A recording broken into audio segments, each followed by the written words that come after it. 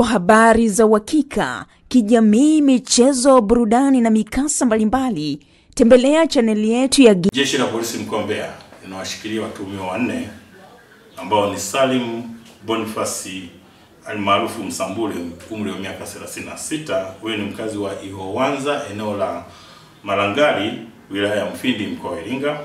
Na mwingine ni Charles Lukenda almaarufu Toru, mwenye umri wa miaka 43. Huyu ni muuza mkaa, mkazi wa mji mdogo wa Makambako, mkoa wa Njombe. Mwingine ni Christopher Batoni Mwakanani, mwenye umri wa miaka 37. Huyu ni mkazi wa Tukuyu. Na Noah Paulo, miaka 32, mkazi wa Uyole, jijini Mbeya. Hao wote wanashikiliwa kwa tuhuma za unyang'anyi wa kutumia silaha katika maeneo mbalimbali mkoani Mbeya. Watuhumiwa walikamatwa katika maeneo tofauti mkoani Mbeya, mkoa wa Iringa, eneo la Ihowanza kule Malangari, na mji mdogo wa Makambako mkoani Njombe. Na baada ya mahojiano, watuhumiwa hao walitaja mtuhumiwa mwenzao ambaye kwa kipindi hicho yeye ndiye alikuwa ana miliki hiyo silaha, kwa maana kwamba ameitunza na ameificha ambako anajua yeye mwenyewe, na kwamba baada ya kufanya uhalifu yeye ndio anaitunza.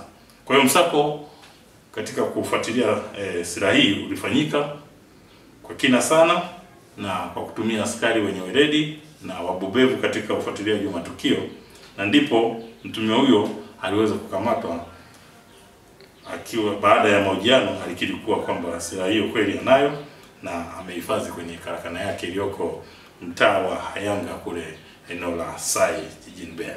Kwa hiyo mnamo tarehe 19 mwezi wa 4 mwaka 2025, upekuzi uliweza kufanyika katika karakana yake ya kutengenezea samani iitwayo Bamboo Furniture, inayomilikiwa na huyu mtuhumiwa ambaye anaitwa Fabian Francis Nabi, iliyoko mtaa wa Hayanga, maeneo ya Sai, jijini Mbeya.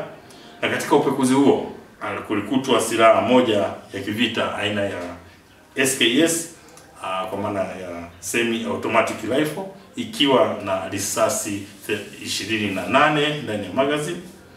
Lakini pia kulikuwa na maganda mawili ya risasi, vipande viwili vya nondo, kulikuwa na prize moja, kulikuwa na panga moja dogo, kulikuwa na vipande viwili vya msasa na vifaa vingine vya bunduki kama vile firing pin, magazine, flower, pamoja na vitu vingine ambavyo alikuwa anavitumia katika kusafisha na kutengenezea silaha.